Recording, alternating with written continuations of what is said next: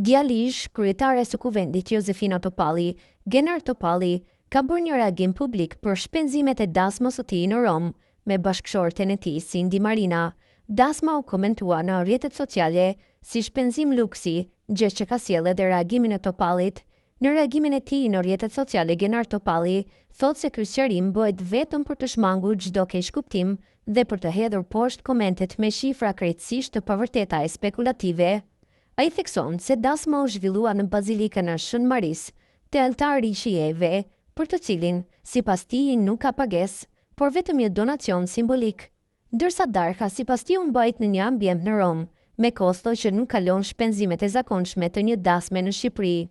Në vijim postimi i tij plot. Të dashur miq, familjarët e të njohur, më 13 shtator 2025 përjetova ditën më të bukur të jetës sime. U kurorëzova me Cindy Marina. Edhe pse nuk kemi asnjë detyrim të japim shpjegim për jetën private, dua ta bëj këtë reagim për transparencë. Ceremonia u zhvillua në bazilikën e Shën Maris, te altari i shijeve, një bekim i madh shpirtëror për të cilin, siç dihet, nuk ka pagesë, por vetëm një donacion simbolik. Më pas, darka u mbajt në një ambient në Rom, me kosto që nuk kalon shpenzimet e zakonshme të një dasme në Shqipëri. Çdo kush mund ta verifikojë lehtësisht me një kërkim të thjeshtë në Google. Gjithçka është e menduar për organizimin dhe financuar prej meje dhe Cindyt me mbështetjen e prindërve të saj. Ne jetojmë e punojmë në SBA, ku drejtojmë së bashku biznesin tonë në fushën e transportit, ndërsa Cindy, përveç angazhimeve të tjera, menaxhon një nga klubet më të mëdha të volejbollit në Kaliforninë Jugore, në pronësi të familjes së saj.